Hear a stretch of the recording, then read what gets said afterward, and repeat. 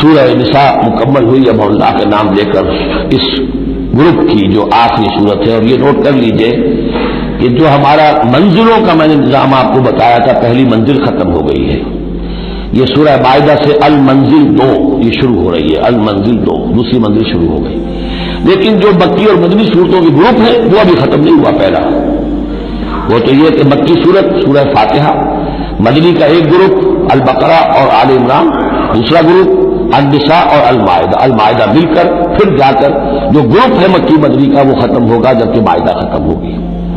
سورہ مائدہ کا بھی تقریباً اسلوب وہی ہے کہ جو سورہ نساء کا ہے، لیکن یہ کہ یہاں زیادہ جو زور ہے وہ اہل کتاب پر ہے. جیسا کہ میں نے آپ کو بتایا تھا کہ یہ جو گروپ ہے پہلا ان صورتوں کا، اس کے 2 مضامین ہیں بنیادی. ایک شریعت اسلامی، شریعت اسلامی کا بلو پرنٹ ابتدائی خاکہ جو ہے وہ سورہ بقرہ میں، تکمیلی احکام اب اس میں آئیں گے. دوسرے اہل کتاب پر اتمام حجت اور آخری درجے میں دعوت، آخری فیصلہ کن باتیں جو ہیں وہ آپ کو ملیں گی اس سورہ مبارکہ میں. بسم اللہ الرحمن الرحیم. یا ایھا الذین آمنوا اوفوا بالعقود. سورہ نساء شروع ہوئی تھی یا ایھا الناس سے، اے لوگو. یہاں بس فرق یہ ہے کہ یا ایھا الذین آمنوا، اہل ایمان، اپنے عہدوں کو، معاہدوں کو، قول و قرار کو پورا کیا کرو. اب جو سمجھ لیجئے کہ سماجی زندگی جتنی انسان کی ہے وہ معاہدوں پر قائم ہے. Even marriage is a social contract. شادی کیا ہے؟ ایک معاہدہ ہے، ایک مرد ایک عورت کے مابین ساتھ رہنے کا، ساتھ زندگی گزارنے کا. اس کے کچھ حقوق ہیں، کچھ فرائض ہیں. بیوی کے حقوق اور اس کے فرائض اور شوہر کے حقوق اور اس کے فرائض. معاہدہ ہے.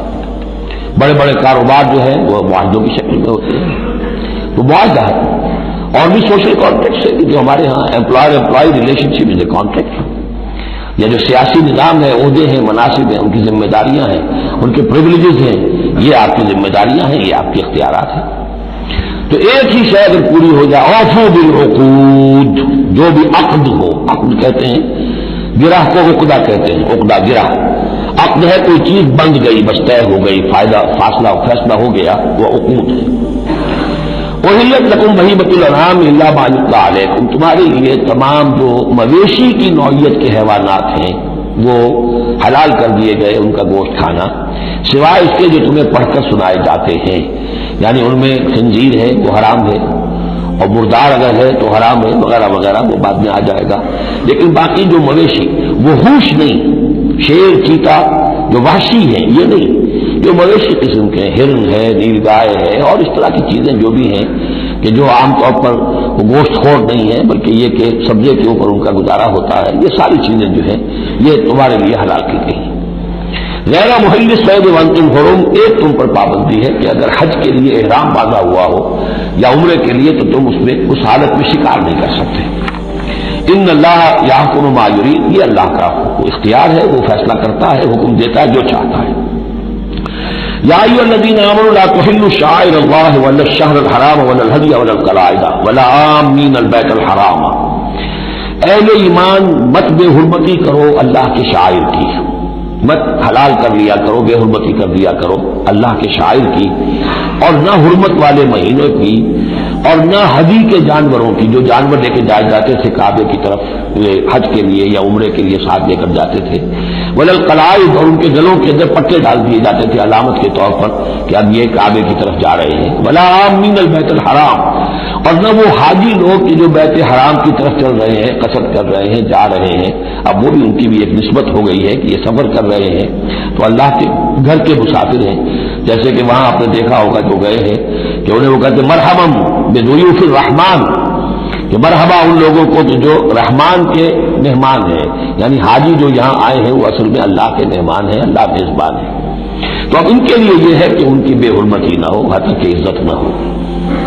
یبتغون فضلا من ربهم ورضوانا. یہ سب جو ہے اللہ تعالیٰ کی فضل کی اور اب اس کے اپنے رب کے رضوان کی تلاش میں ہے، اس کی کوشش میں جا رہے ہیں.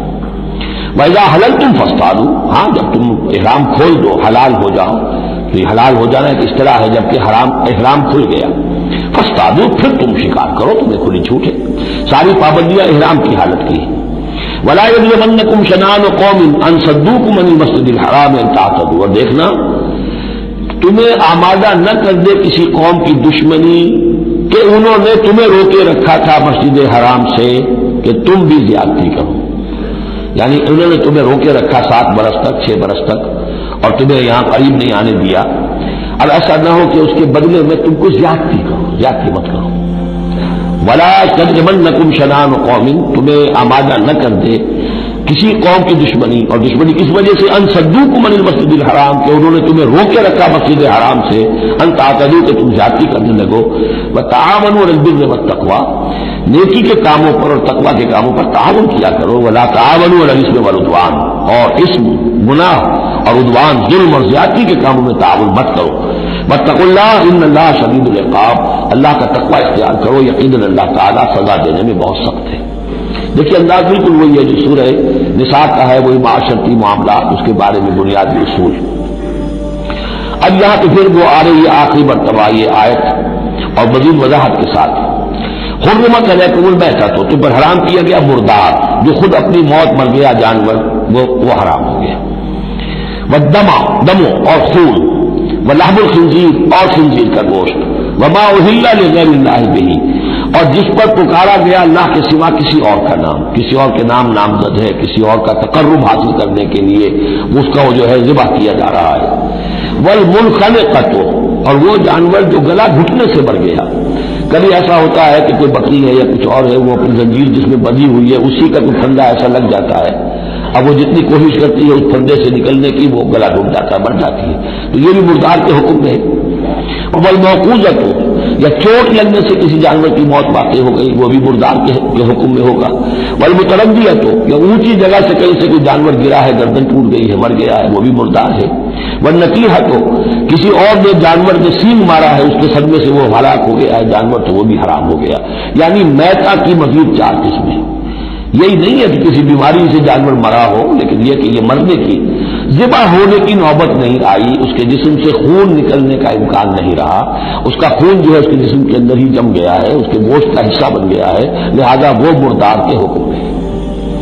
وما اکل السبع الا ما ذکیتم، اور جسے کھا لیا ہو درندوں نے مگر یہ کہ جسے تم ذبح کر لو. فرض کیجئے کہ کسی شیر نے یا کسی چیتے نے کسی ہرن کے اوپر حملہ کیا، لیکن اس سے پہلے کہ وہ ہرن مرتا وہ شیر بھاگ گیا، آپ نے کوئی فائر کیا وہ بھاگ گیا، ابھی ہرن میں جان ہے، آپ نے جا کے ذبح کر لیا، تو وہ پھر آپ کے لیے جائز ہے، کیونکہ ابھی اس میں جان تھی، ذبح آپ نے کیا ہے، تو اب یہ کہ اس میں سے وہ خون نکل جائے گا. تو جہاں جہاں شیر کا منہ لگا ہو اس حصے کو کاٹ کر پھینک دیجیے، باقی آپ کھا سکتے ہیں. الا ما ذکیتم، سوائے اس کے جسے تم نے ذبح کر لیا. وما ذبح علی النصب، اور یہ بھی تمہارے لیے حرام کیا گیا کہ تم استھانوں پہ جا کر ذبح کرو. یہ خاص جگہ ہے، یہ خاص جو ہے وہ کسی ولی اللہ کا بازار ہے، وہاں جا کے ذبح کرنا، یا کسی دیوتا یا دیوی کا کوئی استھان ہے، وہ بھی اب حرام ہو گیا. وَأَن تَسْتَقْسِمُوا بِالْأَزْلَامِ، یا جوئے کے تیروں کے ذریعے سے تقسیم کرو. یہ بھی جوئے کی شکل ہو جاتی تھی. وہ لوگ یہ کرتے تھے، قربانی اپنی کی، اس کے بعد گوشت کے ڈھیر لگا دیے، اب تیروں کے ذریعے سے جوا کھیل رہے ہیں، تو بڑے بڑے ڈھیر جو ہے اس کے اندر داؤ پر لگ رہے ہیں. ذالکم فسق، یہ تمام چیزیں جو ہیں گناہ کے کام ہیں. الیوم یئس الذین کفروا من دینکم، دیکھو اب یہ کافر لوگ تمہارے دین سے مایوس ہو چکے ہیں، یعنی یہ سمجھ چکے ہیں کہ نظام تو اب اللہ ہی کا رہے گا. اب یہاں پر چونکہ سورہ مائدہ جیسے کہ میں نے اس کی آخری صورتوں میں سے ہے، لہٰذا اب انہیں یہ تو توقع نہیں ہے کہ اسلام کا راستہ روک سکیں گے، لیکن وہ یہ ضرور چاہیں گے کہ اس قسم کی چیزیں تمہارے اندر جاری رہیں، اس طرح کی چیزیں جیسے ہمارے ہاں بھی ہندوانہ اثرات چلتے رہے بہت عرصے تک، اب بھی چل رہے ہیں. تو الیوم یئس الذین کفروا من دینکم، تمہارے دین سے تو مایوس ہو چکے ہیں کہ اب یہ دین تو انہی کا ہوگا اور ہمارا دین ختم ہوا. فلا تخشوهم واخشونی، تو اب ان سے مت ڈرو، مجھ سے ڈرو. الیوم اکملت لکم دینکم، آج کے دن میں نے تمہارے لیے تمہارے دین کی تکمیل فرما دی ہے. واتممت علیکم نعمتی، اور تم پر اتمام فرما دیا ہے اپنی نعمت کا. ورضیت لکم الاسلام دینا، اور تمہارے لیے میں نے پسند کر لیا ہے ہمیشہ ہمیشہ کے لیے میرے ہاں پسندیدہ اور مقبول دین صرف اسلام ہے. فمن اضطر فی مخمصۃ، اب یہ جو حکم دیا گیا تھا یہ چیزیں حرام ہیں، لیکن کوئی شخص اگر اضطرار میں آ جائے، شدید فاقہ ہے، بھوک ہے، جان نکل رہی ہے، غیر متجانف للإثم، اس میں گناہ کی طرف کوئی رجحان نہ ہو، کوئی شرارت دل کے اندر نہ ہو کہ میں نے واقعی یہ سور حرام ہے لیکن ذرا چکھ کے دیکھنا ہی آج تو کیسا ہے، نہیں، جان پر بنی ہوئی ہے لیکن اس قسم کا خیال کوئی نہ ہو. فإن اللہ غفور الرحیم، تو اللہ تعالیٰ غفور اور رحیم ہے. یسألونک ماذا أحل لهم، اے نبی آپ سے پوچھتے ہیں ان کے لیے کیا کچھ حلال ہے. قل احل لکم الطیبات، تمہارے لیے سب پاکیزہ چیزیں حلال کر دی گئی. وما علمتم من الجوارح مکلبین تعلمونہن مما علمکم اللہ، اور جو تم چھوڑتے ہو سدھاتے ہو شکاری جانوروں کو، جنہیں تم چھوڑتے ہو شکار کے لیے، انہیں تم نے سدھایا ہے سکھایا ہے اس میں سے کہ جو اللہ نے تمہیں سکھایا ہے. فکلوا مما امسکنا علیکم، تو اب وہ اگر جا کر آپ نے کتا چھوڑا ہے، اس نے خرگوش کو پکڑ لیا ہے یا کسی اور جانور کو، فإن امسکنا علیکم، اگر انہوں نے روکے رکھا ہے تمہارے لیے اس شکار کو تو اس کو کھاؤ. واذکروا اسم اللہ علیہ، اس پر اللہ کا نام لو. واتقوا اللہ، اور اللہ تعالیٰ کا تقوی اختیار کرو. ان اللہ سریع الحساب، یقیناً اللہ تعالیٰ حساب لینے میں بہت جلدی کرتا ہے، یا حساب لینے میں اسے دیر نہیں لگتی. اليوم احل لكم الطيبات وطعام الذين اوتوا الكتاب حل لكم وطعامكم حل لهم والمحصنات من المؤمنات والمحصنات من الذين اوتوا الكتاب من قبلكم اذا آتيتموهن اجورهن محصنين غير مسافحين ولا متخذي اخدان فمن يكفر بالإيمان فقد حبط عمله وهو في الآخرة من الخاسرين. صدق الله العظيم. الیوم احل لکم الطیبات، یہ وہی انداز ہے کہ الیوم اکملت لکم دینکم واتممت علیکم نعمتی ورضیت لکم الاسلام دینا. آج کے دن تمہارے لیے تمام پاکیزہ چیزیں حلال کر دی گئیں. یعنی اگر اس سے پہلے کوئی مختلف مذاہب میں، یہود کی شریعت میں حضرت یعقوب علیہ السلام کی بات پسند و ناپسند جو ذاتی تھی اس کی بنا پر کوئی رکاوٹیں ہو گئی تھیں، یا یہ کہ مشرکانہ جو اوہام تھے ان کی وجہ سے تمہارے ذہنوں میں کچھ الجھنیں تھیں، آج ان سب کو صاف کیا جا رہا ہے. الیوم احل لکم الطیبات، تمام صاف ستھری پاکیزہ چیزیں تمہارے لیے حلال ہیں. وطعام الذین اوتوا الکتاب حل لکم، اور ان لوگوں کا کھانا بھی کہ جنہیں کتاب دی گئی تھی تمہارے لیے حلال ہے. لیکن اس میں ظاہر ہونا چاہیے کہ ان کا کھانا کہ جو ظاہر بات ہے کہ اگر عیسائی سور کھا رہا ہوگا تو وہ ہمارے لیے حلال نہیں ہوگا. مطلب یہ کہ ان کا گوشت ذبح کیا ہوا اگر ہو حلال جانور کا تو وہ ہم کھا سکتے ہیں. جانور حلال ہو، اور نمبر 2 کہ اسے ذبح کیا گیا ہو. وطعامکم حل لہم، اسی طرح تمہارا کھانا بھی ان کے لیے حلال ہے. والمحصنات من المؤمنات، اور تمہارے لیے شادی کرنا بھی حلال ہے ان سے بھی کہ جو خاندانی خواتین ہوں اہل ایمان میں سے. والمحصنات من الذین اوتوا الکتاب من قبلکم، اور خاندانی خواتین ان لوگوں کی کہ جنہیں کتاب دی گئی تھی تم سے پہلے. یعنی مسلمان مرد جو ہے عیسائی اور یہودی خاتون سے شادی کر سکتا ہے. اذا آتیتموہن اجورہن، جبکہ تم انہیں ادا کر دو ان کے مہر. محسنین، نیت یہ ہو کہ انہیں گھر میں بسانا ہے، مستقل ایک خاندان کا ادارہ وجود میں لانا ہے. غیر مسافحین، صرف شہوت رانی کے لیے نہیں، صرف مستی نکالنے کے لیے نہیں. ولا متخذی اخدان، اور نہ ہی کوئی چھپی دوستی یاریاں بنانے کے لیے. کھلم کھلا نکاح ہو، ایک مسلمان مرد کسی عیسائی عورت سے، کسی یہودی عورت سے نکاح کر سکتا ہے.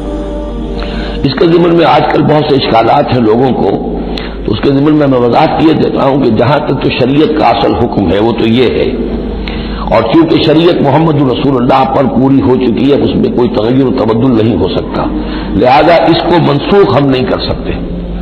یہ تو قانون جو ہے قائم رہے گا، اور یہ اس کا جواز جو ہے کچھ لوگوں کو اس کے خلاف جو مصلحتیں نظر آتی ہیں وہ اپنی جگہ پر صحیح ہے، لیکن اس کے باوجود قانون کو بدلا نہیں جا سکتا.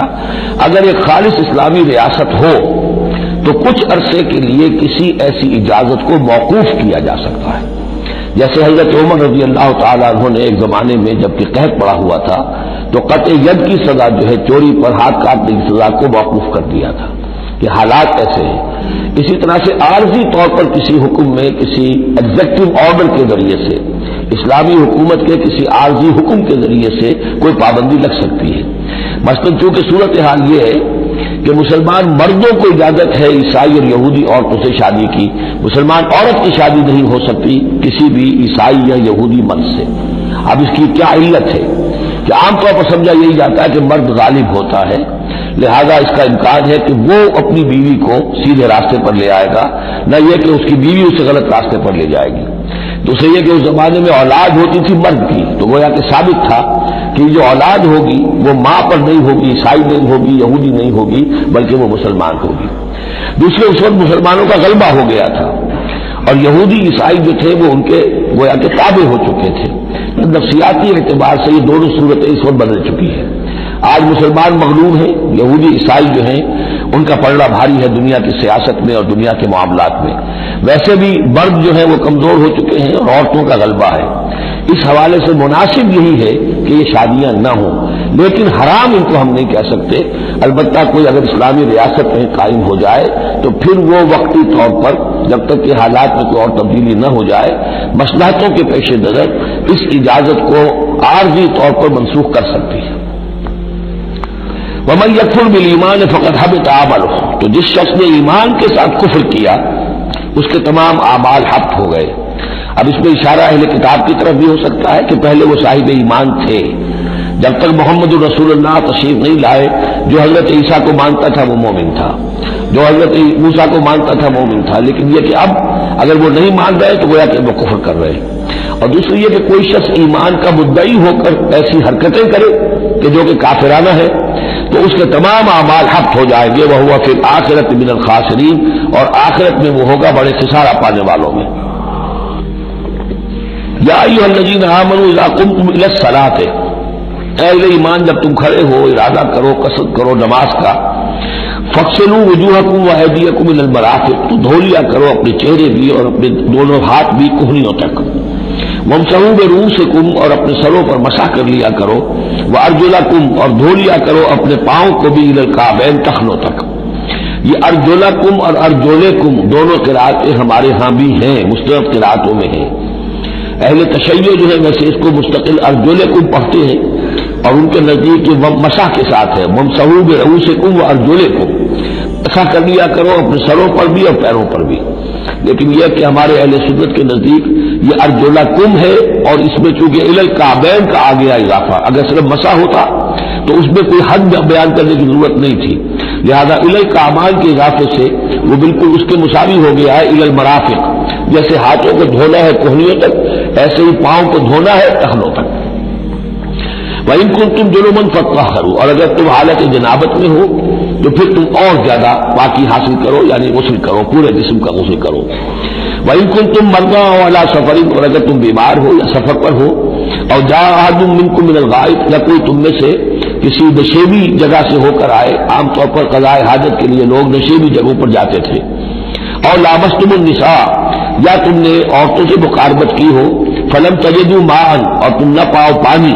فتیمموا صعیدا طیبا، تو ارادہ کرو پاک مٹی کا. فامسحوا بوجوہکم وایدیکم منہ، تو اس سے اپنے چہروں اور ہاتھوں کو مل لو. ما یرید اللہ لیجعل علیکم من حرج، اللہ یہ نہیں چاہتا کہ تم پر کوئی تنگی کرے. پانی نہیں ہے تو مٹی سے.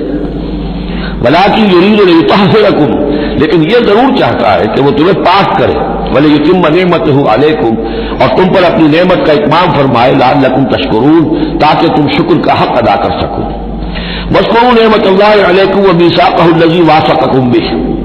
اب دیکھیے ایک میثاق وہ تھا کہ جو بنی اسرائیل سے لیا گیا، اب یہ میثاق اہل ایمان سے ہو رہا ہے. یہ سورت شروع ہوئی ہے یا ایھا الذین آمنوا سے. اور یاد رکھنا اپنے اس میثاق کو، اپنی اس نعمت کو جو تم پر ہوئی ہے اللہ کی طرف سے، اور وہ میثاق جو اس نے تم سے باندھ لیا ہے، جس میں اس نے تمہیں باندھ لیا ہے. واثقکم بہ اذ قلتم سمعنا واطعنا، جب تم نے کہا سمعنا واطعنا. سورہ بقرہ کی آخری آیت کہاں ختم ہوئی تھی؟ سمعنا واطعنا، آخری سے پہلی غفرانک ربنا والیک المصیر. جو مسلمان بھی کہتا ہے سمعنا واطعنا، گویا کہ وہ ایک میثاق میں، ایک بہت گاہے معاہدے کے اندر اللہ کے ساتھ بندھ گیا. اب اسے اللہ کی شریعت کی پابندی کرنی ہے. واذکروا نعمت اللہ علیکم ومیثاقہ الذی واثقکم بہ اذ قلتم سمعنا واطعنا واتقوا اللہ، اللہ کا تقوی اختیار کرو. ان اللہ علیم بذات الصدور، یقیناً اللہ تعالیٰ جو سینوں کے اندر چیزیں پنہاں ہیں ان سے بھی واقف ہے. یا ایھا الذین آمنوا کونوا قوامین للہ شہداء بالقسط. اب وہ آیت نمبر 135 میں نے نوٹ کرائی تھی سورہ نساء کی، اور یہ آیت نمبر 8 ہے سورہ مائدہ کی. ایک ہی مضمون، وہی نسبت زوجیت کو سمجھ لیجیے. صرف یہ کہ عکسی ترتیب ہے. وہاں تھا یا ایھا الذین آمنوا کونوا قوامین بالقسط شہداء للہ، یہاں ہے کونوا قوامین للہ شہداء بالقسط. ایک حقیقت تو میں نے سوچ بیان کر دی تھی کہ گویا کہ معلوم ہوا کہ اللہ اور قسط مترادف ہے. اللہ کے لیے کھڑے ہو جاؤ، قسط کے لیے کھڑے ہو جاؤ، اللہ کے گواہ بن جاؤ، قسط کے گواہ بن جاؤ. تو گویا کہ اللہ اور قسط یہ مترادف ہے. دوسرا مفہوم جو کہ آج سامنے آ رہا ہے اس کو سمجھ لیجئے کہ کسی معاشرے میں عدل قائم کرنا، ایک تو یہ کہ عام انسان کی جو اس کی نفسیات ہے، اس کی فطرت ہے، اس کا تقاضا بھی یہ ہے کہ انسان چاہتا ہے کہ انصاف ہو. آج پوری نوع انسانی انصاف کی تلاش میں گھوم رہی ہے. بادشاہت سے نجات حاصل کی تھی، جمہوریت کی طرف آئے تھے کہ غلامی سے نجات ملے. انصاف ہونا چاہیے، انسان پر حاکم بن کر بیٹھ جائے، یہ تو کوئی حق نہیں ہے کسی کو. لیکن یہ تو اس کا نتیجہ کیا ہوا کہ کیپٹلزم کی لعنت میں گرفتار ہو گئے. سرمایہ داروں کی جو ہے وہ ایک ڈکٹیٹریٹ اور آمریت قائم ہو گئی.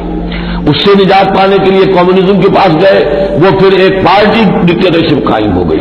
ایک سے ایک رسم یک بنتا افتاد در بندے دیگر. ایک قید سے نجات نہیں پائی کہ دوسری قید کے اندر پھر پھنس گئے. اب انسان کدھر جائے گا؟ لیکن یہ کہ فطرت کے اندر ہے کہ عدل اور انصاف انسان چاہتا ہے. ایک تو یہ ہے کہ اس فطرت کے تقاضے کو پورا کرتے ہوئے عدل کو قائم کرنے کے لیے انسان کھڑا ہو جائے. اور ایک اس سے اوپر کی منزل ہے کہ اصل العدل اللہ کی ذات ہے، اس کا دیا ہوا نظام جو ہے وہ ہے عادلانہ نظام. ہم اس کے وفادار ہیں، ہمارے ذمے ہے اس کے نظام کو قائم کرنا. تو کھڑے ہو جاؤ اللہ کے لیے. یا ایھا الذین آمنوا کونوا قوامین للہ شہداء بالقسط.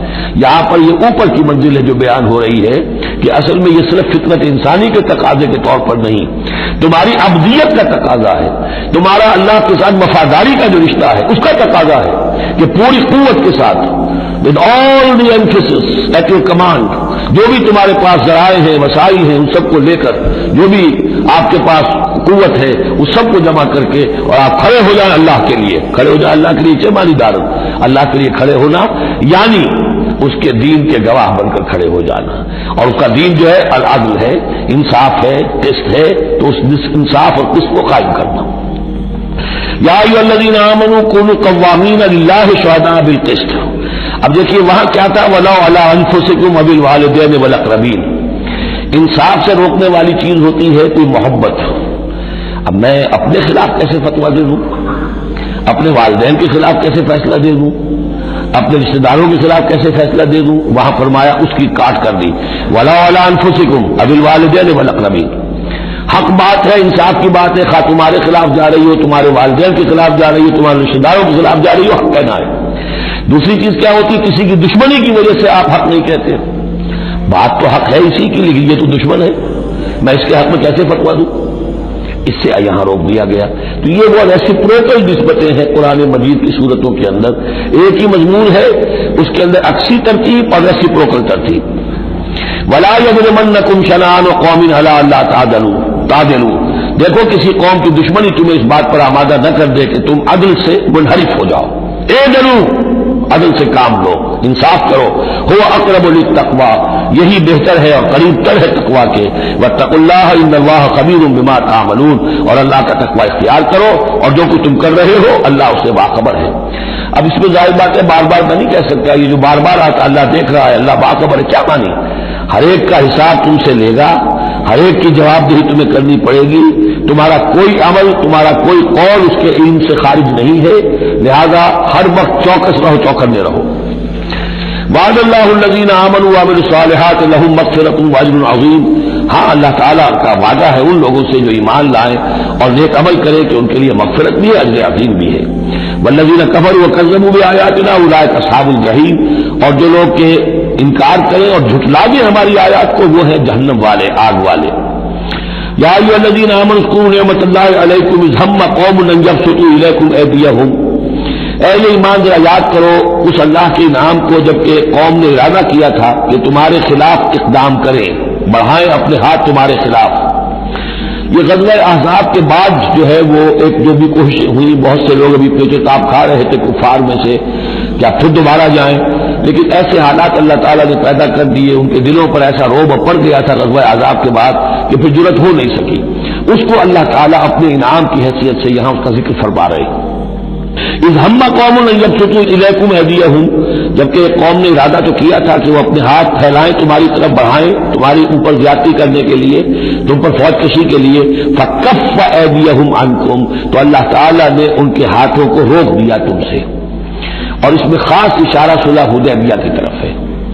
صلح حدیبیہ کے وقت بھی بہت ہی پیچتاب کھا رہے تھے قریش، اور وہ ہر صورت کے اندر ان کے نوجوان جو تھے ان کا خون کھول رہا تھا، لیکن یہ کہ بالآخر یوں سمجھیے کہ سینٹی پریویلڈ، اور انہیں یہ سمجھ میں آ گیا کہ اس وقت ہم مسلمانوں کا مقابلہ نہیں کر سکیں گے، اور اللہ تعالیٰ نے گویا کہ ان کے ہاتھوں کو روک لیا۔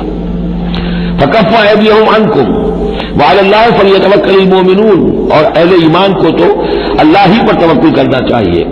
وَلَقَدْ أَخَذَ اللَّهُ مِيثَاقَ بَنِي إِسْرَائِيلَ، اب یہ بنی اسرائیل کی تاریخ کے کچھ واقعات آ رہے ہیں۔ وَلَقَدْ أَخَذَ اللَّهُ مِيثَاقَ بَنِي إِسْرَائِيلَ، اور جس طرح اے مسلمانوں آج تم سے میثاق لیا گیا ہے اور تمہیں اللہ نے جکڑ لیا ہے، باندھ لیا ہے شریعت کے میثاق میں، اسی طرح اللہ تعالیٰ نے بنی اسرائیل کا میثاق بھی لیا تھا۔ وَبَعَثْنَا مِنْهُمُ 12 نقیبا، اور ان میں ہم نے اٹھا دیے تھے، مقرر کر دیے تھے 12 نقیب، 12 قبیلے تھے، ہر قبیلے میں حضرت موسیٰ علیہ السلام نے ایک نقیب مقرر کیا۔ یہی ہم نے اپنے اسرے کے ناظرین کے لیے نقیب کا لفظ یہی سے اختیار کیا ہے۔ حضور نے بھی 12 نقیب مقرر کیے تھے انصار میں، 9 جو ہیں خزرج میں سے اور 3 اوس میں سے۔ وقال اللہ انی معکم، اور اللہ نے فرمایا تھا ان سے میں تمہارے ساتھ ہوں، یعنی میری مدد، میری تائید، نصرت تمہارے شامل حال رہے گی۔ لئن اقمتم الصلاۃ وآتیتم الزکاۃ، اگر تم نے نماز کو قائم رکھا اور زکوٰۃ ادا کرتے رہے، وآمنتم برسلی، اور میرے رسولوں پر تم ایمان لاتے رہے، آئیں گے پے بپے آئیں گے۔ حضرت موسیٰ کے بعد سے لے کر تو 1400 برس تک تاج ٹوٹا ہی نہیں، پھر ذرا سا وقفہ 600 برس کا ہوا، پھر حضور تشریف لائے۔ آمنتم برسلی وعزرتموہم، اور ان کی تم مدد کرتے رہو گے، واقرضتم اللہ قرضا حسنا، اور اگر تم اللہ کو قرض حسنا دیتے رہو گے، اپنے مال خرچ کرتے رہو گے اللہ کے دین کے لیے، لأکفرن عنکم سیئاتکم، تو میں لازماً دور کر دوں گا تم سے تمہاری برائیوں کو، ولأدخلنکم جنات تجری من تحتها الانہار، اور میں لازماً داخل کروں گا تمہیں ان باغات میں جن کے دامن میں ندیاں بہتی ہوں گی۔ فمن کفر بعد ذلک، تو جس نے بھی کفر کیا اس کے بعد، منکم تم میں سے، فقد ضل سواء السبیل، تو وہ تو سیدھے راستے سے بھٹک کر رہ گیا۔ فبما نقضهم ميثاقهم لعناهم، بس ان کے اپنے اسی عہد کو توڑنے کے باعث ہم نے ان پر لعنت فرمائی۔ یہ لعناهم جو میں نے وہاں پر محذوف قرار دیا تھا، یہاں پر وہ واضح آ گیا۔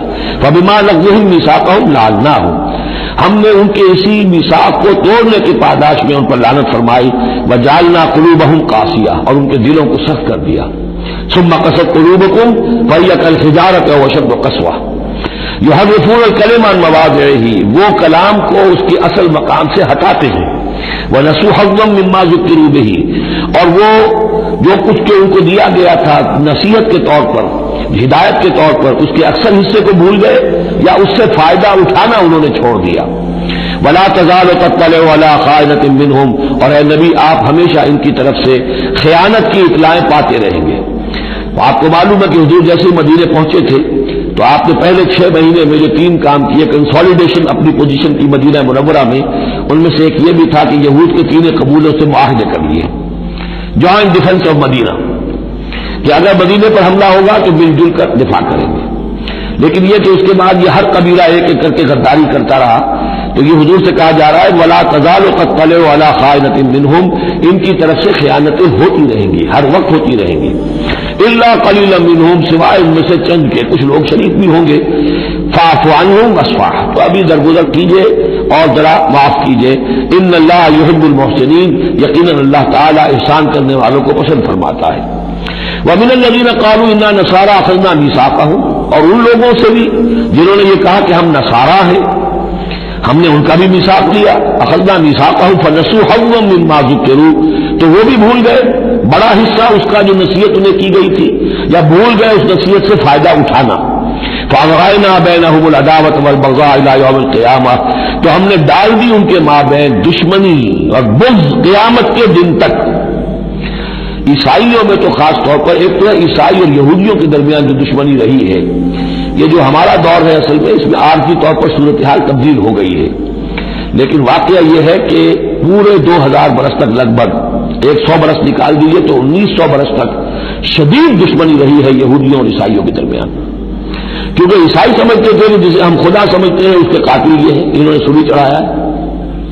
یہودی سمجھتے تھے کہ کافر جو تھا، مرتد جو تھا، جادوگر تھا، ولد الحرام تھا، ولد الزنا تھا، اسے یہ خدا کا بیٹا بنائے پھرتے ہیں۔ اب یہ اس قدر یعنی کنٹراسٹ ہے اتنی ایک دوسرے کے خلاف کہ ان کے اندر کوئی پوائنٹ آف میٹنگ ہے ہی نہیں، شدید دشمنی رہی ہے۔ اسی طریقے سے عیسائیوں کے اندر پھر جو فرقے بنے ہیں اور ان میں جو خانہ جنگی ہوئی ہے، پوری انسانی تاریخ اس کی مثال پیش کرنے سے قاصر ہے۔ ایک اتنی موٹی کتاب لکھی ایک صاحب نے، لندن میں ہے، بلڈ آن دی کراس، صلیب پر خون، وہ جو کتاب ہے وہ بتاتی ہے، میں حیران رہ گیا پڑھ کر۔ ہم لوگ نہیں واقف ہیں ان تمام چیزوں سے، یورپ میں جو کچھ ہوتا رہا ہے عیسائیوں کے فرقوں کے مابین، کیتھولکس اور پروٹسٹنٹس کے درمیان، اس کی ہلکی سی جھلک اب بھی آئرلینڈ میں نظر آتی ہے۔ کسی طریقے سے ہمارے ہاں شیعہ سنی فساد کبھی نہیں ہوا عثمانی میں، کہیں محرم کے موقع پر ہو جاتا تھا، ان دنوں وہ سیاسی معاملات زیادہ ہو گئے ہیں، ورنہ فساد کی نوبت بہت کم آئی، بہت کم۔ لیکن خون ریزی، قتل اور غارت جو وہاں ہوئی ہے اس کی کوئی مثال نہیں دنیا میں۔ فَأَغْرَيْنَا بَيْنَهُمُ الْعَدَاوَةَ وَالْبَغْضَاءَ إِلَىٰ يَوْمِ الْقِيَامَةِ، ہم نے ڈال دی ان کے مابین دشمنی اور بغض قیامت تک کے لیے۔ وَسَوْفَ يُنَبِّئُهُمُ اللَّهُ بِمَا كَانُوا يَصْنَعُونَ، اور پھر اللہ تعالیٰ دکھلا دے گا انہیں قیامت کے دن جو کچھ وہ کرتے رہے تھے۔ یا اہل الکتاب قد جاءکم رسولنا، اب یہ وہی انداز ہے جو سورہ نساء کے آخر میں تھا، اے کتاب والو قد جاءکم رسولنا، آ گیا ہے تمہارے پاس ہمارا رسول صلی اللہ علیہ وسلم، یبین لکم کثیرا مما کنتم تخفون، جو ظاہر کر رہا ہے تم پر اکثر وہ چیزیں جو تم چھپا رہے تھے، مثل کتاب میں سے، ویعفو عن کثیر، ابھی بہت سی چیزوں سے تو درگزر بھی کر رہا ہے، تمہارے سارے بھانڈے نہیں پھوڑے اس نے۔ قد جاءکم من اللہ نور و کتاب مبین، آ چکا ہے تمہارے پاس اللہ کی طرف سے نور بھی اور روشن کتاب بھی۔ یہ مقام قرآن کا ایسا ہے کہ یہاں نور سے مراد احتمال میں حضور کی شخصیت بھی ہو سکتی ہے۔ وہاں میں نے کہا تھا انزلنا الیکم نورا مبینا، نازل کر دیا ہے تمہاری طرف ایک روشن نور، وہاں اس سے مراد قرآن بنتا ہے، اس لیے کہ حضور کے لیے لفظ انزلنا یہ صحیح نہیں، اس پر منطبق نہیں ہو سکتا بعثت کے لیے۔ لیکن یہاں جاءکم من اللہ نور و کتاب مبین، یہ بھی معنی ہو سکتے ہیں کہ نور بھی قرآن کو کہا گیا ہو، اور واو جو ہے یہ واو تفسیری ہو، آ گیا ہے تمہارے پاس نور یعنی کتاب مبین، یہ بھی معنی ہو سکتے ہیں، احتمال یہ بھی ہے۔ لیکن یہ کہ یہ احتمال بھی موجود ہے کہ یہاں نور سے مراد محمد الرسول اللہ صلی اللہ علیہ وسلم کی ذات مبارکہ ہو، اور اس سے مراد حضور کی روح ہے، روح پر نور ہے، اور اس اعتبار سے کہ حضور کی روح جو ہے اور آپ کی روحانیت آپ کے پورے وجود کے اوپر غالب تھی، چھائی ہوئی تھی، لہذا آپ کو مجسم نور بھی کہا جا سکتا ہے۔ یہ صرف یوں سمجھیے استعارے کا انداز ہے، اس میں کوئی حرج کی بات نہیں۔ قد جاءکم من اللہ نور و کتاب مبین یہدی بہ اللہ من اتبع رضوانہ سبل السلام، اس کے ذریعے سے اللہ تعالی رہنمائی فرماتا ہے ان کی جو اس کی رضا کے جویا ہیں، متلاشی ہیں، سلامتی کے راستوں کی ہدایت فرماتا ہے۔ وَيُخْرِجُهُم مِّنَ الظُّلُمَاتِ إِلَى النُّورِ، اور نکالتا ہے انہیں اندھیروں سے روشنی کی طرف بِإِذْنِهِ، اپنے حکم سے۔ وَيَهْدِيهِمْ إِلَىٰ صِرَاطٍ مُّسْتَقِيمٍ، اور ان کی رہنمائی فرماتا ہے، ہدایت دیتا ہے انہیں سیدھے راستے کی طرف۔ قد كفر الذين قالوا ان اللہ هو المسیح ابن مریم، یقیناً کفر کیا انہوں نے جنہوں نے کہا اللہ ہی مسیح ابن مریم ہے۔ دیکھیے حضرت عیسیٰ کے بارے میں یہ دو عقیدے رہے ہیں ان کے ہاں، ایک ہے گاڈ انکارنیٹ، اوتار کا عقیدہ جو ہندوؤں میں بھی ہے، رام چندر جی خدا کے اوتار، کرشن جی مہاراج خدا کے اوتار، یعنی خدا خود ہی انسانی شکل میں ظہور کر لیتا ہے۔ اسی طرح کا گاڈ انکارنیٹ کا کانسیپٹ عیسائیوں میں بھی رہا ہے، اور خاص طور پر جیکوبائٹس جو ان کا فرقہ رہا ہے وہ سختی کے ساتھ اس پر قائل تھا کہ اصل میں اللہ ہی نے حضرت مسیح کی شکل میں دنیا میں ظہور فرمایا ہے۔ جیسے ہمارے یہاں بھی بعض جو ہے غلو میں آ کر محبت اور عقیدت اور عظمت محمد رسول اللہ صلی اللہ علیہ وسلم کی اس میں ایک حد سے تجاوز کرتے ہوئے کہہ دیتے ہیں کہ وہی جو مستوی عرش تھا خدا ہو کر اتر پڑا وہ مدینے میں مصطفیٰ ہو کر، یہ گویا کہ وہی اوتار کا عقیدہ ہے جو ہم نے دوسروں سے سیکھ لیا ہے۔ اسی طریقے کی بات یہ ہے ان کے ہاں لقد کفر الذین قالوا ان اللہ هو المسیح ابن مریم، ان لوگوں نے بھی کفر کیا جنہوں نے کہا کہ اللہ ہی ہے، مسیح ابن مریم جو ہے حقیقت میں اللہ ہی ہے جو اس شکل میں ظاہر ہوا ہے۔ قل فمن یملک من اللہ شیئا، تو ان سے پوچھئے کہ کون ہے جسے اختیار ہو اللہ کے مقابلے میں کچھ بھی، ان ارادہ یہلک المسیح ابن مریم، اگر وہ ہلاک کرنا چاہے مسیح ابن مریم کو، و امہ اور اس کی ماں کو بھی، مریم کو بھی، ومن فی الارض جميعا اور جو بھی زمین میں ہے ان سب کو ہلاک کرنا چاہے تو کون اس کا ہاتھ روک لے گا؟ وللہ ملک السماوات والارض وما بینہما، اور اللہ ہی کے لیے ہے بادشاہی آسمانوں کی اور زمین کی اور جو بھی کچھ ان دونوں کے مابین ہے۔ یخلق ما یشاء، وہ تخلیق فرماتا ہے جو چاہتا ہے، واللہ علی کل شیء قدیر، اللہ ہر چیز پر قادر ہے، جو چیز چاہتا ہے تخلیق فرماتا ہے۔ آدم کو تخلیق فرمایا، عیسیٰ کو تخلیق فرمایا، یحییٰ کو تخلیق فرمایا۔ اعجاز کے اور معجزہ ہونے کی مختلف شکلیں ہیں۔ وقالت الیہود والنصارى نحن ابناء اللہ واحباؤہ، اور یہ یہودی اور نصرانی کہتے ہیں ہم تو اللہ کے بیٹے ہیں، یعنی بیٹوں کے مانند لاڈلے، واحباؤہ اس کے بڑے چہیتے ہیں، پیارے ہیں۔ قل فلم يعذبكم بذنوبكم، تو ان سے کہیے کہ پھر وہ تمہیں عذاب کیوں دیتا رہا ہے تمہارے گناہوں کی پاداش میں؟ اللہ کی اولاد ہو، چہیتے ہو، نبوکدنضر کے ہاتھوں تمہیں پٹوایا، 6 لاکھ تمہارے قتل ہوئے، تمہارا ہیکل اول جو ہے وہ شہید ہوا، ایسیرینز کے ہاتھوں تمہاری سلطنت اسرائیل ختم ہوئی، پھر تمہیں یونانیوں نے رگڑا، پھر تمہیں رومیوں نے کس طریقے سے ایذائیں پہنچائی، اور تمہارا دوسرا جو ہیکل بنایا تھا وہ بھی گرا دیا۔ ایسے ہی لاڈلے ہوتے ہیں اللہ کے، یا اللہ اتنا ہی لاچار ہے، بیچارہ ہے، عاجز ہے؟ قل فلم يعذبكم بذنوبكم بل انتم بشر ممن خلق، نہیں تم بھی انسان ہو جیسے کہ اور انسان اس نے بنائے ہیں۔ یغفر لمن یشاء، وہ جس کو چاہتا ہے بخشش فرماتا ہے، ویعذب من یشاء، جس کو چاہتا ہے سزا دیتا ہے۔ وللہ ملک السماوات والارض، اور آسمان اور زمین کی کل بادشاہی اللہ ہی کے لیے ہے، وما بینہما، اور جو کچھ ان دونوں کی مابین ہے ان کی بھی، والیہ المصیر، اور اسی کی طرف لوٹ جانا ہے۔ یا اہل الکتاب قد جاءکم رسولنا یبین لکم علی فترۃ من الرسل، پھر وہی بات لیکن یہاں ایک نئے نکتے کے ساتھ آئی ہے۔ اہل کتاب تمہارے پاس آ چکا ہے ہمارا رسول صلی اللہ علیہ وسلم، یبین لکم، جو تمہارے لیے واضح کر رہا ہے، بیان کر رہا ہے، علی فترۃ من الرسل، رسالت کے ایک انقطاع کے بعد۔ حضرت عیسیٰ اور حضور صلی اللہ علیہ وسلم کے مابین 600 برس ایسے گزرے ہیں کہ دنیا میں کوئی نبی کوئی رسول نہیں رہا۔ یہ فترت ہے، فترت ہے، وقفہ ہے عارضی، اور پھر حضور کی بعثت، اور پھر فترت دائمی، اب رسالت کا دروازہ ختم، 600 برس کے لیے عارضی بند، پھر حضور کی تشریف آوری، اور اب تا قیامت دروازہ بند۔ یا اہل الکتاب قد جاءکم رسولنا یبین لکم علی فترۃ من الرسل ان تقولوا ما جاءنا من بشیر، مبادا تم یہ کہو کہ ہمارے پاس تو نہیں آیا کوئی بشارت دینے والا، ولا نذیر، اور نہ کوئی خبردار کرنے والا۔ فقد جاءکم بشیر ونذیر، تو سن لو آ گیا ہے تمہارے پاس خبردار کرنے والا اور بشارت دینے والے۔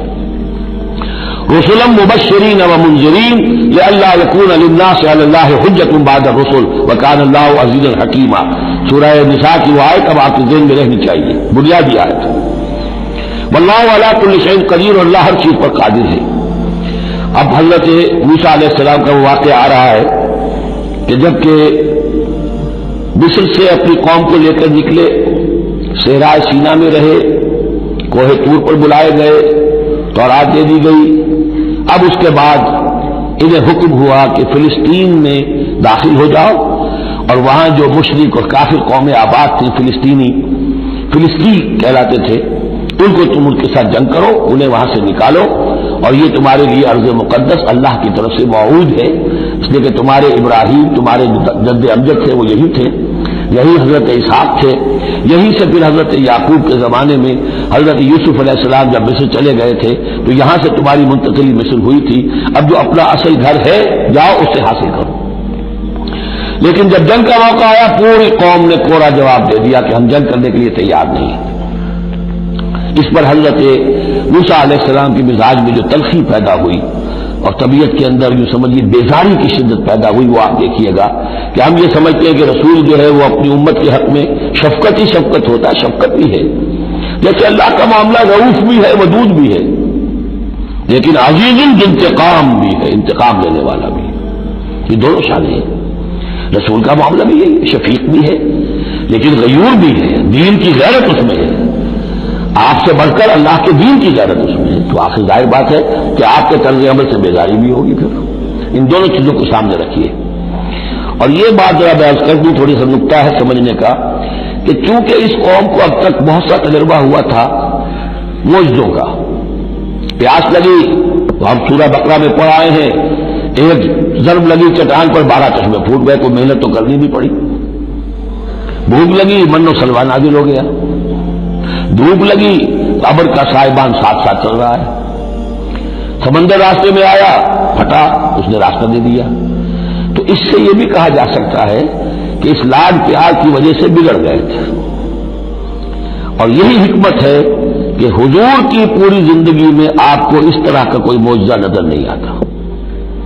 مسلمانوں جو کرنا ہے اپنی جان دے کر، ایثار سے، قربانی سے، محنت سے، مشقت سے، بھوک جھیل کر، فاقے برداشت کر کے کرو. یہ بہت اہم نکتہ ہے، سمجھ لیجیے. یہ عادی ہو گئے تھے. وَإِذْ قَالَ مُوسَىٰ لِقَوْمِهِ يَا قَوْمِ اذْكُرُوا نِعْمَةَ اللَّهِ عَلَيْكُمْ إِذْ جَعَلَ فِيكُمْ أَنْبِيَاءَ وَجَعَلَكُمْ مُلُوكًا.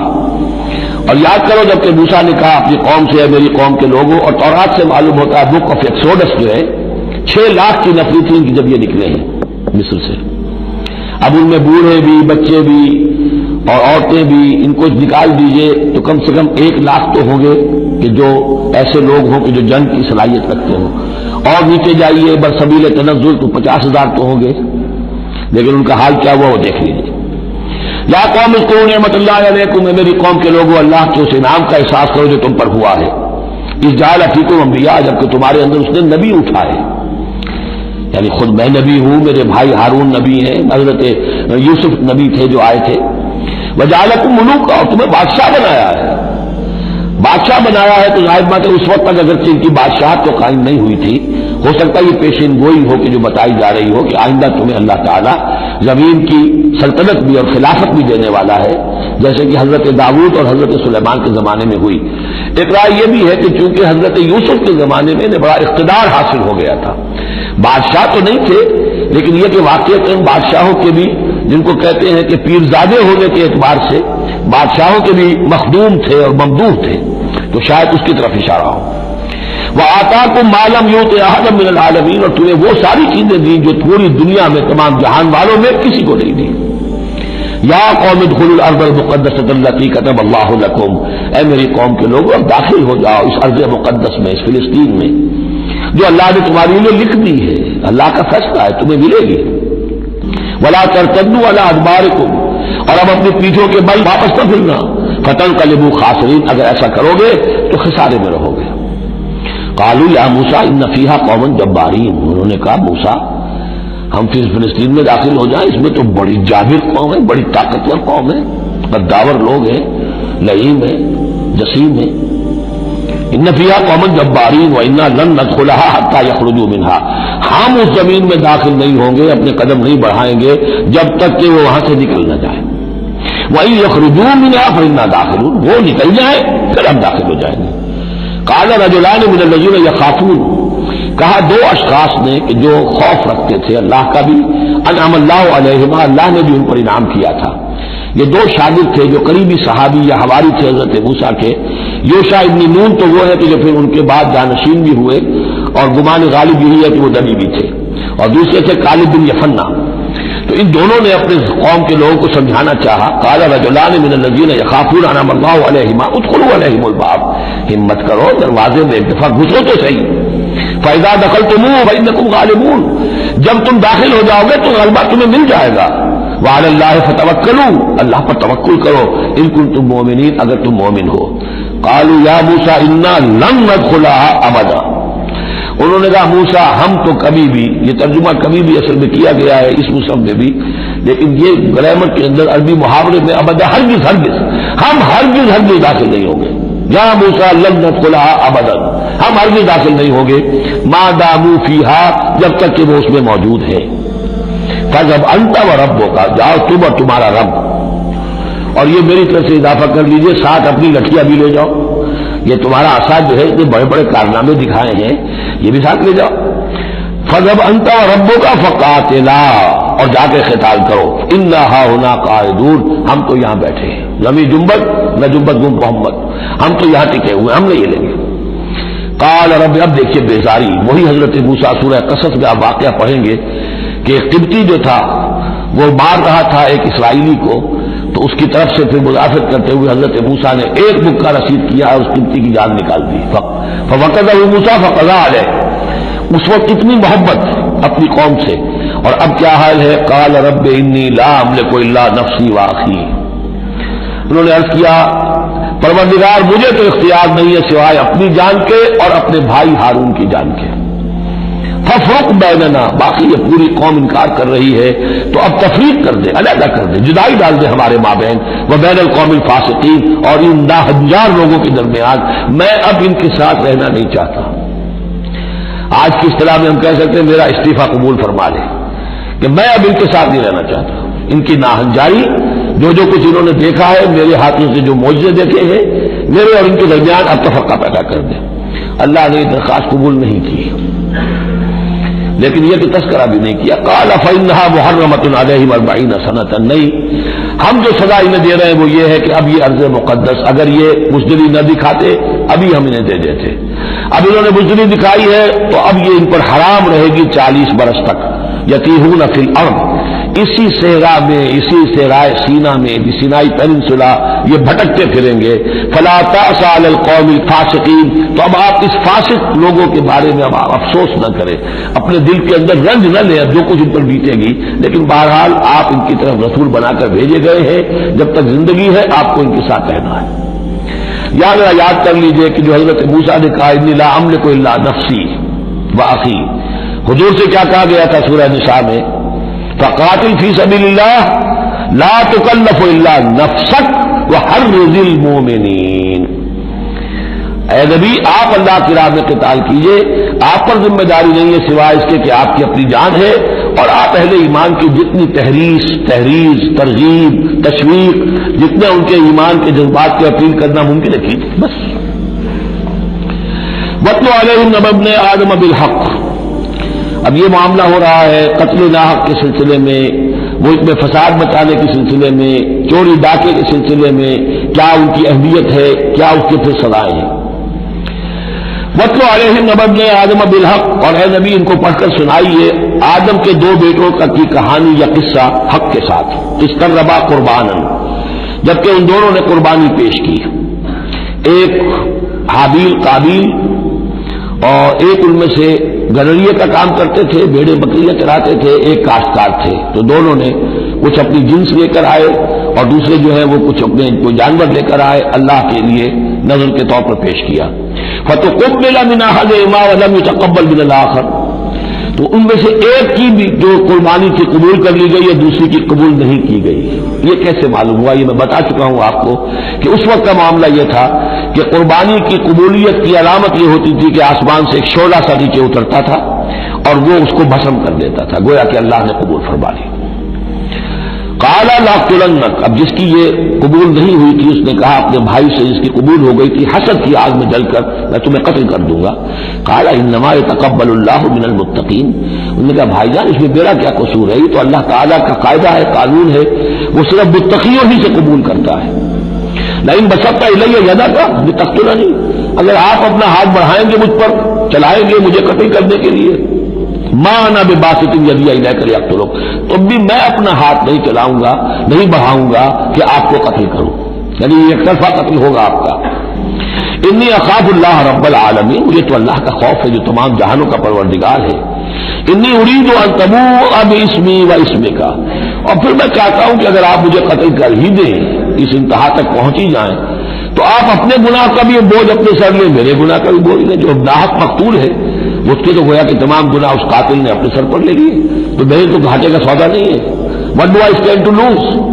آخر میری کوئی خطائیں ہیں، میری کوئی غلطیاں ہیں، کوئی گناہ میں نے کیے ہوں گے، اگر آپ ناحق مجھے قتل کریں گے تو میرے ان تمام گناہوں کا وبال آپ کے سر آ جائے گا، تو میرے تو کوئی نقصان والی بات نہیں۔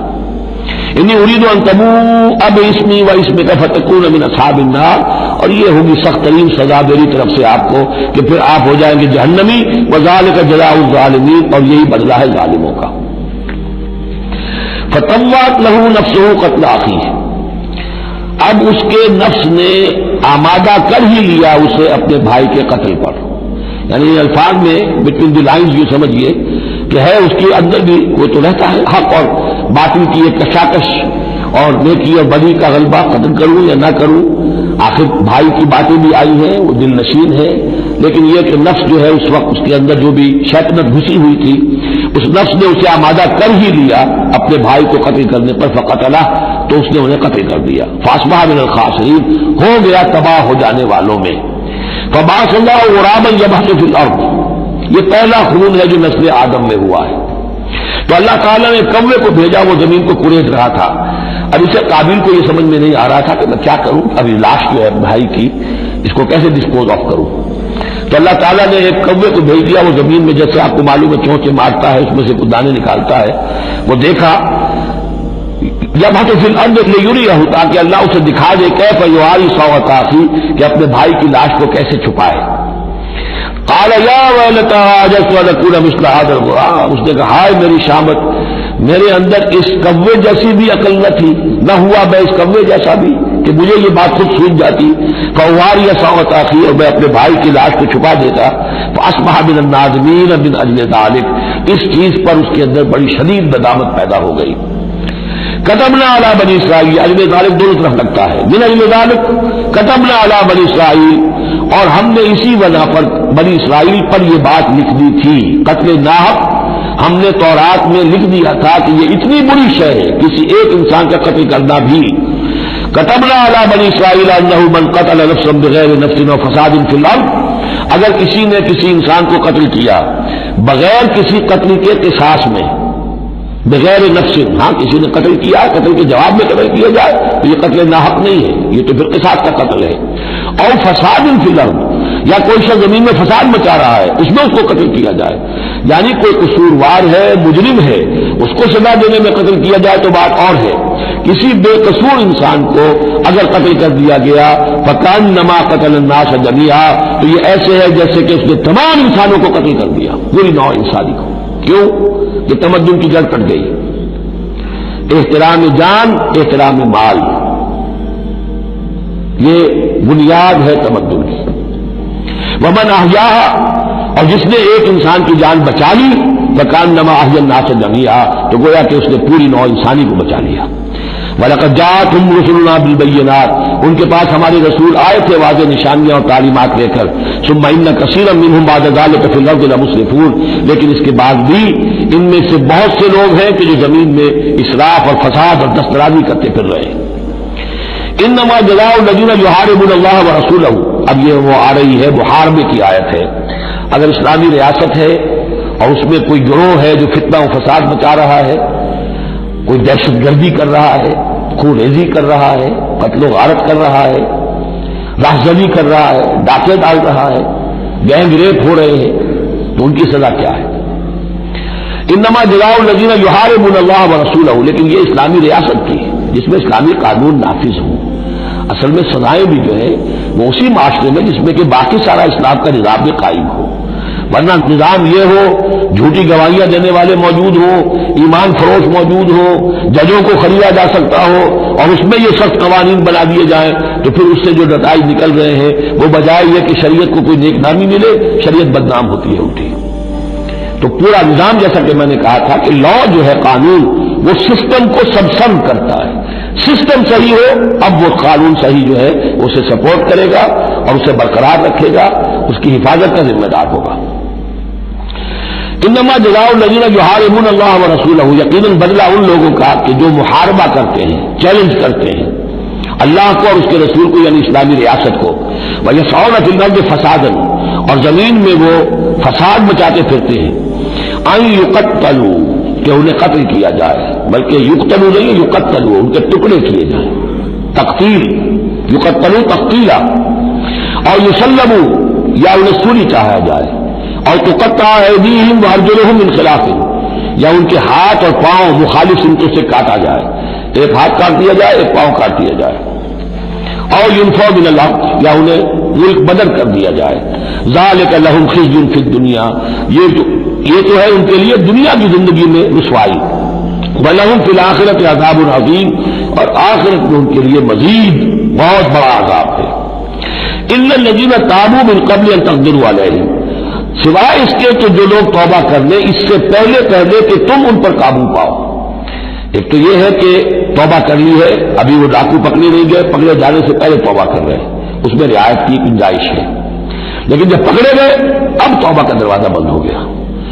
إِلَّا الَّذِينَ تَابُوا مِن قَبْلِ أَن تَقْدِرُوا عَلَيْهِمْ، سوائے ان کے جو توبہ کر لیں اس سے پہلے کہ تم ان کے اوپر قابو پاؤ، فَاعْلَمُوا أَنَّ اللَّهَ غَفُورٌ رَحِيمٌ، تو ان کے ساتھ نرمی کی جا سکتی ہے، تو جان لو کہ اللہ تعالیٰ غفور اور رحیم ہے۔ یہی معاملہ کیا تھا حضرت علی رضی اللہ تعالیٰ عنہ نے خوارج کے ساتھ، کہ اگر تم اپنے غلط عقیدے پر قائم رہو میں تمہیں کچھ نہیں کہوں گا، لیکن تم اگر خون ریزی کرو گے، قتل و غارت کرو گے، تو پھر ظاہر بات ہے کہ میں تمہارے ساتھ رعایت نہیں کر سکتا، محض عقیدے کی حد تک میں تمہیں کچھ نہیں کہوں گا۔ یا ایھا الذین آمنوا اتقوا اللہ وابتغوا الیہ الوسیلۃ وجاہدوا فی سبیل اللہ لعلکم تفلحون، اہل ایمان اللہ کا تقوی اختیار کرو اور اس کی جناب میں اس کا قرب تلاش کرو۔ اس لفظ نے بھی کافی لوگوں کو پریشان کیا ہے۔ وسیلے کا لفظ اردو میں آتا ہے تو ذریعے کے معنی میں آتا ہے، وسیلہ ذریعہ، کسی تک پہنچنے کا ذریعہ، سفارش کے لیے کسی کو وسیلہ بنا لیا، کسی کو ذریعہ بنا لیا۔ عربی میں وسیلہ کے یہ معنی نہیں ہے، عربی میں وسیلے کے معنی قرب ہے صرف۔ بدقسمتی سے بعض تو الفاظ ایسے ہیں کہ جو عربی میں ان کا مفہوم بالکل کچھ اور ہے، اردو میں کچھ اور ہے۔ بعض ایسے ہیں کہ کچھ تھوڑا تھوڑا فرق ہے، جیسے ذلیل کا لفظ ہے، عربی میں اس کے معنی ہے صرف کمزور، اردو میں اس کے معنی ہے کمینے کے، زمین و آسمان کا فرق آ گیا۔ جیسے کہ ہم پڑھ آئے ہیں وَلَقَدْ نَصَرَكُمُ اللَّهُ بِبَدْرٍ وَأَنْتُمْ أَذِلَّةٌ، اے مسلمانوں یاد کرو اللہ نے تمہاری مدد کی تھی بدر میں جبکہ تم بہت کمزور تھے۔ اب اگر وہاں ذلیل کا ترجمہ اردو والا کر دیا جائے تو پھر ہمارے ایمان کے لالے پڑ جائیں گے۔ اسی طریقے سے عربی میں جہل کے معنی جو ہے وہ جذباتی ہونا ہے، ان پڑھ ہونا نہیں، پڑھے لکھے جاہل ہو سکتے ہیں، جذباتی ہیں، اکھنڈ ہے، اکھنڈ مزاج کے لوگ ہیں۔ وہ غیر عالم کو جاہل نہیں کہتے، لیکن اردو میں جاہل کہتے ہیں جو ان پڑھ ہو۔ اسی طریقے سے یہ لفظ وسیلہ ہے، اس کا جو اصل مفہوم ہے قرب۔ اہل ایمان اللہ کا تقوی اختیار کرو نمبر 1، لیکن تقوی جو ہے وہ ذرا ایک نیگیٹو بات ہے، بچنا اللہ سے، اللہ کے غضب سے، اللہ کی ناراضگی سے، برائی سے بچنا، گناہ سے بچنا، نافرمانی سے بچنا، اللہ کے احکام کو توڑنے سے بچنا، یہ ایک منفی کانسیپٹ ہے۔ وابتغوا الیہ الوسیلہ، نہیں، آگے بڑھو، اس کا قرب تلاش کرو، تقرب، اس سے نزدیک ہو جاؤ، قریب سے قریب ہو جاؤ۔ لیکن اس تقرب کا ذریعہ کیا ہوگا؟ وجاہدوا فی سبیلہ لعلکم تفلحون، اس کی راہ میں جہاد کرو تاکہ تم فلاح پاؤ۔ اس سے بات بالکل کھل گئی۔ تقوی اور تقرب اللہ کے لیے جہاد۔ تقوی شرط لازم ہے، پہلے تو یہ کہ جو حرام چیزیں ان سے آپ بچیں، جن چیزوں سے روک دیا گیا ہے ان سے رک جائیں، اور اللہ کی نافرمانی جو ہے اس سے باز آ جائیں۔ اب اس کے بعد اس کی طرف آگے بڑھنا چاہتے ہیں، تقرب حاصل کرنا چاہتے ہیں، اس کی راہ میں جہاد کیجیے۔ ان الذین کفروا لو ان لهم ما فی الارض جميعا ومثله معه، تو وہ لوگ جنہوں نے کفر کیا اگر ان کے پاس ہوتی وہ ساری دولت کی جو زمین میں ہے کل کی کل، اور اتنی ہی اور بھی ہوتی، لیفتدوا به من عذاب یوم القیامہ، کہ وہ اس کے ذریعے سے فدیہ دے کر چھوٹ سکے قیامت کے دن کے عذاب سے، ما تقبل منہم، وہ ان سے ہرگز قبول نہیں کی جائے گی۔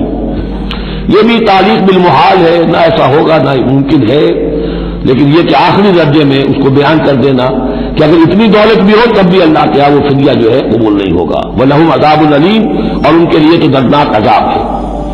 يُرِيدُونَ أَن يَخْرُجُوا مِنَ النَّارِ وَمَا هُمْ بِخَارِجِينَ مِنْهَا، وہ چاہیں گے کہ آگ سے کس طرح نکلے لیکن نکل نہیں پائیں گے۔ وَلَهُمْ عَذَابٌ مُقِيمٌ، اور ان کے لیے ہوگا قائم رہنے والا عذاب، مسلسل دائم اور قائم۔ وَالسَّارِقُ وَالسَّارِقَةُ فَاقْطَعُوا أَيْدِيَهُمَا، اور چوری خواہ مرد کرے خواہ چوری کرنے والی عورت ہو، ان دونوں کا ہاتھ کاٹ دو، ایک ایک ہاتھ، ایدیہما، ان کے ایک ایک ہاتھ کاٹ دو۔ جزاء بما کسبا، یہ بدلہ ہے ان کے کرتوت کا، نکالا من اللہ، اور یہ عبرتناک سزا ہے اللہ کی طرف سے۔ اب دیکھیے یہاں میں مثال دیتا ہوں آپ کو اہل قرآن کی حکمت اور ان کی سمجھداری کی۔ غلام احمد پرویز صاحب کہتے ہیں کہ یہ جو ہے کہ ہاتھ کاٹ دو چور کا، اس کا مطلب ہے ایسا نظام بنا دو کہ چوری کی ضرورت ہی نہ پڑے۔ اچھا یہ تو ہم بھی چاہتے ہیں کہ نظام ایسا ہو، کفالت عامہ ہو، کوئی شخص مجبوراً چوری نہ کرے، اس لیے کہ اس کی کفالت کے لیے اگر موجود ہے، وہ ریاست جو ہے اس کی تمام بنیادی ضروریات کی وہ انڈر رائٹ کر رہی ہے، تو اسے چوری کی ضرورت نہیں ہے۔ ہم بھی چاہیں گے کہ یہ بات ٹھیک ہے، لیکن یہ کہ اس کا مطلب یہ ہے، یہ غلط ہے۔ لیکن قرآن کس طرح اپنی حفاظت کرتا ہے؟ ایسے نظام کا قائم کرنا عبرت ہوگی، ایسا نظام کا قائم کرنا ان کے کرتوتوں کی سزا ہوگی۔ قرآن مجید پر اس قسم کا باطل جو ہے حملہ آور نہیں ہو سکتا۔ دو الفاظ، فَقْطَعُوا أَيْدِيَهُمَا، ان کے ہاتھ کاٹ دو، جزاء بما کسبا، جو کمائی انہوں نے کی ہے اس کا بدلہ۔ اچھا، جو کمائی انہوں نے کی اس کا بدلہ یہ ہے کہ اچھا نظام قائم کرو۔ نکال کہتے ہیں کہ عبرتناک سزا، نکالا من اللہ، اللہ کی طرف سے عبرت کے لیے۔ اور یہ اسلام کے اندر جو تعزیرات ہیں اور حدود ہیں اور سزائیں ہیں، ان کے لیے لفظ نکال بہت اہم ہے۔ عبرتناک سزا، اگرچہ شہادت کا قانون بڑا سخت رکھا ہے، شبہ ہو تو ملزم کو چھوڑنے کی ہدایت ہے۔ جو آج بھی دنیا کے اندر جو اصول ہے کہ جو بھی ڈاؤٹ ہے اس کا فائدہ جو ہے، شک کا فائدہ وہ ملزم یا ملزم کو جائے گا، لیکن یہ ساری کے باوجود اگر ثابت ہو گیا ہے، اب سزا وہ دو کہ ایک کو سزا ملے اور لاکھوں کی آنکھیں کھل جائیں، تاکہ آئندہ سے پھر یہ جرم کرنے کی ہمت کسی میں نہ ہو۔ یہ جو ڈیٹرنس ہے، اس طرح کی سزائیں کہ جن سے برائی جو ہے اس کو استحصال معاشرے سے کیا جا سکے، یہی واحد ذریعہ ہے۔ ورنہ دنیا میں امریکہ جیسی کلچر سوسائٹی کے اندر بھی بہت ہینس کرائم موجود ہے، بڑا ہی گھناؤنا جرم موجود ہے، اس لیے کہ اس قسم کی سزائیں ہیں ہی نہیں۔ لوگ جرم کرتے ہیں، جیل میں رہے، عیش کیا، کچھ دیر کے بعد پھر آئے، پھر جرم کیا، پھر چلے گئے، باہر جا کے کیا کریں گے، وہاں تو سرکاری مہمان ہے۔ تو یہ سارا فلسفہ جو ہے جرم جو ہے ان کا وہ بڑھتا چلا جا رہا ہے۔ والسارق والسارقۃ فاقطعوا أيديهما جزاء بما كسبا نكالا من الله والله عزيز حكيم، اللہ زبردست ہے، حکمت والا۔ فمن تاب من بعد ظلمه واصلح فإن الله يتوب عليه، تو جس نے بھی توبہ کر لی اس کے بعد اپنے ظلم اور اپنے جرم کے پیچھے واصلح اور اصلاح کر لی تو اللہ قبول کرتا ہے اس کی توبہ کو۔ ان اللہ غفور الرحیم، یقیناً اللہ غفور الرحیم ہے۔ لیکن جرم کی سزا دنیا میں ختم نہیں ہوگی۔ ایک جرم جو کیا ہے وہ جرم ہے دنیا کا، گناہ ہے اللہ کا۔ جرم کی سزا دنیا میں ملے گی، گناہ کی سزا اللہ نے دینی ہے، اس کو اللہ معاف فرما دے گا اگر توبہ کی ہے۔ اگر توبہ نہیں کی ہے تو پھر یہ کہ اس کی سزا بھی ملے گی۔ الم تعلم ان اللہ لہ ملک السماوات والارض، کیا تم جانتے نہیں کہ اللہ ہی کے لیے ہے آسمانوں اور زمین کی بادشاہی۔ یعذب من یشاء ویغفر لمن یشاء، وہ سزا دے گا جس کو چاہے گا اور بخش دے گا جس سے چاہے گا۔ واللہ علی کل شیء قدیر، اللہ ہر چیز پر قادر ہے۔ یا ایھا الرسول لا یحزنک الذین یسارعون فی الکفر من الذین قالوا آمنا بافواہہم ولم تؤمن قلوبہم۔ یہ پھر ذکر آ رہا ہے، لیکن یہاں بھی گڑبڑ ہے معاملہ سورہ بقرہ کی طرح۔ منافقین پر بھی اتفاق ہوگا اس کا، اور اہل کتاب کے بھی وہ لوگ جو ان کے طرف کے منافق تھے، جن کا میلان اسلام کی طرف بھی تھا، چاہتے بھی تھے کہ مسلمانوں میں شامل رہے، لیکن وہ اپنے ساتھیوں کو بھی چھوڑنے کو تیار نہیں تھے۔ تو یہ جو بیچ بیچ میں مذبذبین بین ذالک تھے، یہ دونوں طرف کے لوگ تھے۔ یا ایھا الرسول لا یحزنک الذین یسارعون فی الکفر، اے رسول صلی اللہ علیہ وسلم نہ غمگین ہو آپ ان لوگوں کی سرگرمیوں سے، بھاگ دوڑ سے کہ جو کفر کے ضمن میں بڑی سرگرمی دکھا رہے ہیں۔ من الذین قالوا آمنا بافواہہم، ان لوگوں میں سے جو اپنے منہ سے تو کہتے ہیں کہ ہم ایمان رکھتے ہیں، ولم تؤمن قلوبہم، اور ان کے دل ایمان نہیں لائے ہیں۔ ومن الذین ہادوا، اور اسی طرح کے لوگ یہودیوں میں سے ہیں، سماعون للکذب، یہ بڑے ہی غور سے سنتے ہیں، توجہ سے سنتے ہیں جھوٹ کو۔ سماعون لقوم آخرین، اور یہ سنتے ہیں کچھ اور لوگوں کے لیے، یعنی ایک تو یہ ہے کہ ان کی جھوٹی باتیں بڑی توجہ سے سنیں گے، شیاطین جو ہے ان کے وَإِذَا خَلَوْا إِلَىٰ شَيَاطِينِهِمْ قَالُوا إِنَّا مَعَكُمْ إِنَّمَا نَحْنُ مُسْتَهْزِئُونَ۔ پھر یہ کہ ان کی طرف سے جاسوس بن کر آئیں گے مسلمانوں کے ہاں، کہ یہاں بڑی توجہ سے بات سنتے ہیں تاکہ جا کے رپورٹ کر سکے، آج محمد نے یہ کہا، آج فلاں معاملہ ہوا صلی اللہ علیہ وسلم۔ تو سماعون لقوم آخرین، اس کے دونوں ترجمے ہو سکتے ہیں کہ اس دوسری قوم کی باتوں کو بڑی توجہ سے سنتے ہیں، یا سنتے ہیں دوسری قوم کے لوگوں کے لیے، انہیں رپورٹ کرنے کے لیے، ان کے اسپائس کی حیثیت سے آ کر۔ لم یاتوک، جو آپ کے پاس نہیں آتے، یعنی ان کے جو گرو گھنٹال ہیں، ان کے جو لیڈر ہیں، ان کے جو شیاطین ہیں، وہ آپ کے پاس نہیں آتے۔ یہ جو بین بین کے لوگ ہیں در حقیقت وہ آتے ہیں جن کے ذریعے سے یہ سارا معاملہ جو ہے جاسوسی کا چل رہا ہے۔ युहर्रिफून अल-कलिम मिन बाद मवादिही, वो कलाम को फेर देते हैं उसकी जगह के और मौके और महल के मुअय्यन हो जाने के बाद। यक़ूलून इन ऊतीतुम हाज़ा फ़ख़ुज़ूह, वो कहते हैं अगर तुम्हें ये शय मिल जाए तो ले लेना। कोई मुकदमा है, वो ला रहे हैं हुजूर के पास, पहले से तय कर रखा है, अगर तो फैसला ये होगा मोहम्मद का हम कबूल कर लेंगे, अगर ये फैसला नहीं करेंगे हम फैसला रद्द कर देंगे। और इसी से ये बात समझ लीजिए कि असल में फतेह मक्का तक जिस मानी में हम लफ्ज बोलते हैं रियासत, इस्लामी रियासत, पूरे तौर पर एक हमागीर रियासत पूरे तौर पर मदीने में फतेह मक्का के बाद कायम हुई है, पहले कायम नहीं हुई। वरना किसी रियासत में दो जुडिशल सिस्टम नहीं हो सकते, सिवाय जो पाकिस्तान में अभी हुआ है, दो चीफ जस्टिस भी हो गए हमारे यहाँ चंद दिन के लिए, लेकिन ये कि अनहोनी बात थी जो हुई है। लेकिन ये कि होता नहीं दुनिया में, एक रियासत एक अदालती निजाम। ये लोग जब चाहते थे हुजूर के पास आ जाते थे, जब चाहते थे किसी और यहूदियों की अदालत में ले जाते थे, तो पैरेलल निजाम वहां चल रहे थे। हमागीर रियासत वहदत की हैसियत से, एक ऑर्गेनिक होल की हैसियत से ये फतह मक्का के बाद कायम हुई है। यक़ूलून इन ऊतीतुम हाज़ा फ़ख़ुज़ूह, कहते हैं कि अगर ये फैसला मिले तो तुम ले लेना, कबूल कर लेना। व इन लम तुअतऊ फ़ाहज़रू, और अगर ये शहदा तुम्हें मिले, न फैसला मिले, ये डिग्री ना तुम्हारे हक में जारी की जाए तो फिर बच जाना, कभी कतरा जाना। वमन युरिदिल्लाहु फितनतहु फलन तमलिक लहु मिनल्लाहि शैआ, और जिसको अल्लाह ताला ही ने फितने में मुब्तला करने का फैसला कर लिया हो तो तुम उसके लिए अल्लाह ताला के मुकाबले में किसी कोई मददगार न पाओगे, कोई शय नहीं मिलेगी। उलाइका अल्लज़ीना लम युरिदिल्लाहु अन युतहिरा क़ुलूबहुम, ये वो लोग हैं कि जिनके दिलों को पाक करना अल्लाह ने चाहा ही नहीं। लम युरिदिल्लाहु अन युतहिरा क़ुलूबहुम लहुम फिद दुनिया खिज़्युन, इनके लिए दुनिया में भी रुसवाई है, व लहुम फिल आखिरति अज़ाबुन अज़ीम, और आखिरत में उनके लिए दर्दनाक और बहुत बड़ा अज़ाब है। सम्माऊन लिल कज़िब, ये खूब सुनते हैं अच्छी तरह और चटखारे ले लेकर सुनते हैं झूठ को। अक्कालून लिस्सुहत, खूब खाने वाले हैं पेट भर भर कर हराम के। फ़इन जाऊका, फिर अगर ये आपके पास आए, फ़हकुम बैनहुम, आप चाहें तो इनका मुकदमा ले और फैसला करें, और आरिज़ अन्हुम, आप चाहें तो उनका मुकदमा लेने से इनकार कर दें, क्योंकि नीयतें उनकी नेक नहीं है। वो आपका फैसला लेने नहीं आए, तय किए बैठे हुए पहले से कि अगर फैसला ये होगा तो कबूल कर लेंगे, वरना हम लौट के आ जाएंगे।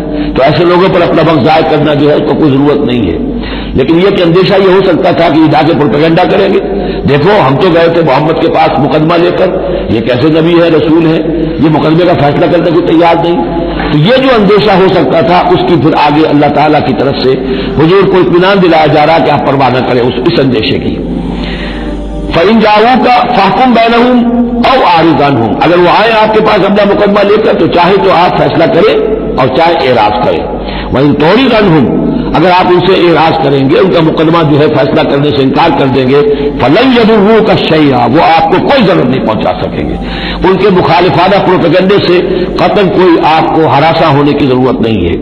वहीं हकमता, और अगर आप फैसला करें, फ़हकुम बैनहुम बिलक़िस्त, तो बहरहाल आपको फैसला करना है अदल और किस्त के साथ, इंसाफ के साथ। इन्नल्लाह युहिब्बुल मुक़सितीन, यकीनन अल्लाह ताला जो है वो इंसाफ करने वालों को पसंद करता है, उनसे मोहब्बत करता है। वह कैसे युहक्किमूनका, और नबी ये कैसे आपको हकम बनाते हैं, यहूद की तरफ इशारा है। व इंदहुमुत तौरात, उनके पास तौरात मौजूद है, नियत हो तो इसी के फैसले को लेकर चले। फीहा हुक्मुल्लाह, उसमें अल्लाह का हुक्म मौजूद है। सुम्मा यतवल्लौन मिन बाद ज़ालिक, फिर भी वो इसके बाद भी उससे रूबरदारी करते हैं। वमा उलाइका बिल मोमिनीन, और हकीकत में ये लोग मोमिन नहीं है, ईमान से खाली है, ईमान से तही दस्त है, इनका असल रोग ये है।